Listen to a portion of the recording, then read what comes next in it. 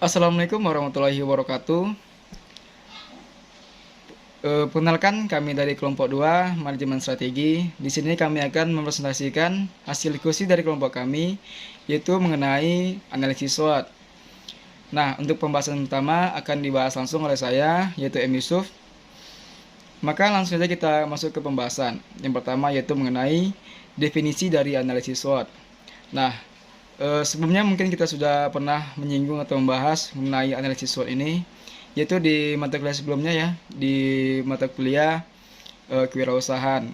Nah, analisis SWOT ini terdiri dari 4 kata, yaitu strength, yaitu kekuatan, weakness, kelemahan, opportunity, peluang, dan threats, yaitu ancaman. Nah, SWOT ini digunakan untuk menilai kekuatan-kekuatan dan kelemahan-kelemahan dari berbagai sumber-sumber daya yang dimiliki oleh sebuah perusahaan dan kesempatan-kesempatan eksternal dan tantangan-tantangan yang akan dihadapi oleh sebuah perusahaan di kemudian hari. Analisis SWOT merupakan sebuah proses identifikasi dari beberapa faktor secara sistematis yang nantinya berguna bagi sebuah perusahaan untuk merumuskan strateginya. Nah, analisis ini didasarkan pada logika yang dapat memaksimalkan kekuatan dan juga peluang, tetapi secara bersamaan dapat meminimalkan kelemahan serta ancaman yang nantinya akan dihadapi perusahaan tersebut. Analisis SWOT ini juga merupakan alat untuk mencocokkan berbagai data-data yang penting yang nantinya akan membantu manajer dalam mengembangkan tipe-tipe strategi apa yang nantinya digunakan pada perusahaan tersebut. Nah, proses pengambilan keputusan strategi selalu berkaitan dengan pengembangan visi misi, tujuan strategi, serta kebijakan yang nantinya digunakan oleh perusahaan tersebut.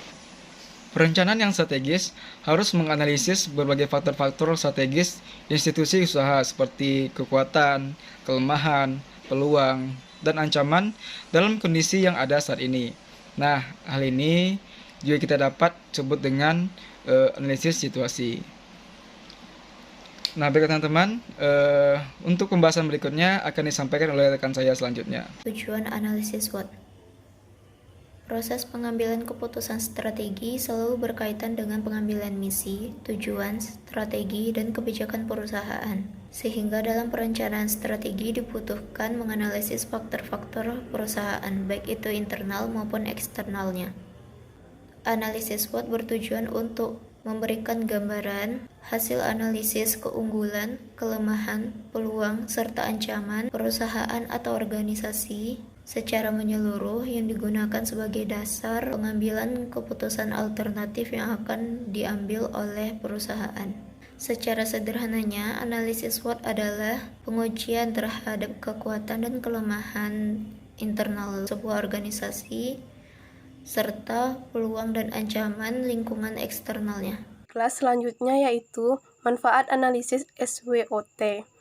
Analisis SWOT bermanfaat apabila telah secara jelas ditentukan dalam bisnis apa perusahaan beroperasi dan arah mana perusahaan menuju ke masa depan, serta ukuran apa saja yang digunakan untuk menilai keberhasilan manajemen dalam menjalankan misinya dan mewujudkan visinya. Manfaat dari analisis SWOT adalah merupakan strategi bagi para stakeholder untuk menetapkan sarana-sarana saat ini atau ke depan terhadap kualitas internal maupun eksternal. Selanjutnya yaitu fungsi analisis SWOT. Fungsi dari analisis SWOT adalah untuk menganalisis mengenai kekuatan dan kelemahan yang dimiliki perusahaan yang dilakukan melalui telah terhadap kondisi internal perusahaan, serta analisis mengenai peluang dan ancaman yang dihadapi perusahaan yang dilakukan melalui telah terhadap kondisi eksternal perusahaan. Analisis SWOT berguna untuk menganalisis faktor-faktor di dalam organisasi yang memberikan adil terhadap kualitas mutu pelayanan atau salah satu komponennya sambil mempertimbangkan faktor-faktor eksternal. Hakikat analisis situasi dengan aplikasi analisis SWOT. Menurut salah satu pakar SWOT Indonesia, Freddy Rangkuti, Analisis SWOT adalah identifikasi sebagai faktor secara sistematis untuk merumuskan strategi perusahaan. Analisis ini didasarkan pada hubungan atau interaksi antar unsur internal, yaitu kekuatan dari kelemahan terhadap unsur-unsur eksternal, yaitu peluang dan ancaman.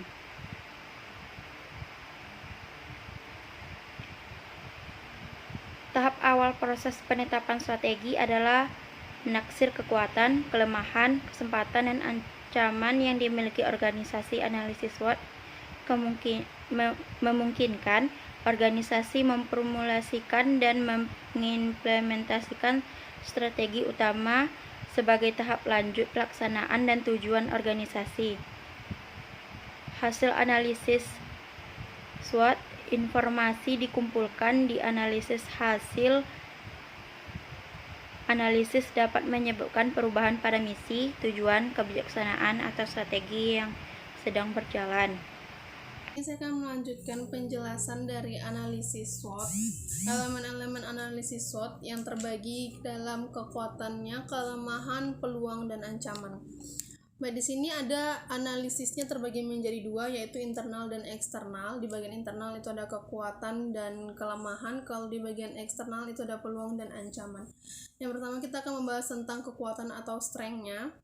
Yang pertama, untuk analisis SWOT ini, kekuatan itu memiliki kompetensi yang unik, sumber daya keuangan yang memadai, keterampilan yang unggul, keunggulan biaya, kemampuan inovasi yang tinggi. Di sini teman-teman bisa memahami sedikit kata-katanya karena kata-katanya tidak memakai kata-kata yang terlalu baku atau sulit untuk dimengerti. Yang kedua itu adalah kelemahan atau weakness. Yang pertama, tidak ada arah strategi yang jelas. Jadi untuk di analisis SWOT ini, strateginya di sebuah perusahaan itu strateginya itu nggak ada yang jelas, nggak tahu kemana larinya gitu. Posisi persaingan kurang baik, fasilitas yang using, kesenjangan kemampuan, manajemen siral, lini produk yang sempit. Maksudnya lini produk yang sempit di sini adalah produk yang berhubungan yang diproduksi oleh perusahaan itu. Dia tuh sempit, jadi nggak menjangkau terlalu lebar, tidak terjangkau terlalu luas seperti itu. Citra perusahaan yang kurang baik, jadi di mata masyarakat, di mata perusahaan atau manajemen lainnya, citra perusahaan tersebut kurang baik seperti itu. Untuk analisis eksternalnya, itu ada peluang, opportunity. Yang pertama, segmen atau pasar baru, penambahan produk baru, diversifikasi produk yang berkaitan. Jadi produk kita yang berkaitan itu akan diversifikasi. Integrasi vertikal. Integrasi vertikal ini keadaan atau tahap dalam rantai sebuah perusahaan untuk usaha tersebut. Cepatnya pertumbuhan pasar. Selanjutnya itu ada ancaman atau threats di dalam analisis eksternal, analisis SWOT.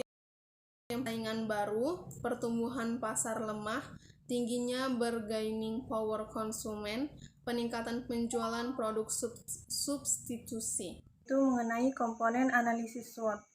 Komponen analisis SWOT terdiri dari kekuatan, kelemahan, peluang, dan ancaman, yaitu strength, weakness, opportunities, and threats. Untuk kekuatan atau strength, kompetisi khusus yang terdapat dalam organisasi yang menyebabkan pada kepemilikan keunggulan kompetensi oleh unit usaha di pasaran. Untuk kelemahan atau weakness, keterbatasan atau kekurangan dalam hal sumber, keterampilan, dan kemampuan yang menjadi penghalang serius bagi kinerja organisasi. Selanjutnya, peluang atau opportunities. Berbagai situasi lingkungan yang menguntungkan bagi suatu satuan unit bisnis. Dan yang keempat, ancaman atau threats, merupakan faktor-faktor yang tidak menguntungkan bagi satuan unit bisnis. Tentang matriks SWOT. Persaingan pada industri dan dinamika yang ada di pasar berubah bentuk setiap harinya. Hal ini merupakan suatu risiko yang dapat merugikan perusahaan atau dapat menjadi sebuah potensi yang menguntungkan bagi perusahaan. Oleh karena itu, perusahaan harus jeli dalam mengamati perusahaan bagaimana perubahan yang terjadi dan dapat menyesuaikannya. Dengan perubahan tersebut, sehingga perusahaan lainnya tidak ketinggalan, tidak mengalami yang namanya kerugian atau penderitaan di perusahaannya sendiri. Salah satu cara untuk mengetahui perusahaan yang terjadi adalah dengan memanfaatkan matriks SWOT. Analisis dengan menggunakan matriks SWOT membantu perusahaan untuk memahami posisi perusahaan di pasar dan membantu perusahaan di pasar ketika perusahaan ini ingin menerapkan keputusan manajerial atau menerapkan ide-ide baru pada produk perusahaan. Apa yang dimaksud dengan matriks SWOT? Matriks SWOT merupakan sebuah alat analisis subjektif tentang informasi bisnis yang digolongkan dalam 4 bagian untuk membantu pemahaman, untuk penyajian, diskusi, ataupun pengambilan keputusan. 4 dimensi yang ada dalam matriks SWOT ini dibagi dalam kelebihannya, kekurangannya, kemudian mempertemukan dengan faktor eksternal maupun faktor internalnya, yang yaitu tentang kekuatan, kelemahan, kesempatan, bahkan ancaman. Dengan masing-masing definisi tersebut, ada 4 faktornya, yaitu 1 kekuatan. Apa yang dimaksud dengan kekuatan? Kekuatan merupakan faktor internal, faktor yang ada di dalam perusahaan itu yang mampu atau mendukung dalam pencapaian tujuan perusahaan. Kedua yaitu kelemahan. Apa yang dimaksud dengan kelemahan? Kelemahan merupakan faktor internal di dalam perusahaan yang menghambat atau menghalangi dalam pencapaian tujuan perusahaan. Dan yang ketiga yaitu kesempatan. Kesempatan seperti yang kita tahu yaitu faktor eksternal yang terjadi dari luar perusahaan yang membantu atau mendukung dalam pencapaian tujuan perusahaan. Yang keempat, ancaman. Faktor ancaman juga terjadi dari eksternal, yaitu dari luar perusahaan yang tidak dapat kita duga, yang tidak bisa kita duga, yang menghambat atau menghalangi dalam pencapaian tujuan. SWOT ini merupakan analisis yang cukup populer dalam dunia persaingan. Tujuan perusahaan ini menerapkan matriks SWOT, yaitu agar adanya perubahan dalam perusahaan atau mempermudah dalam menganalisis dan mengkelompokkan kategori masing-masing faktor. Tujuan perusahaan dan matriks SWOT saling bertergantungan antara satu sama yang lainnya.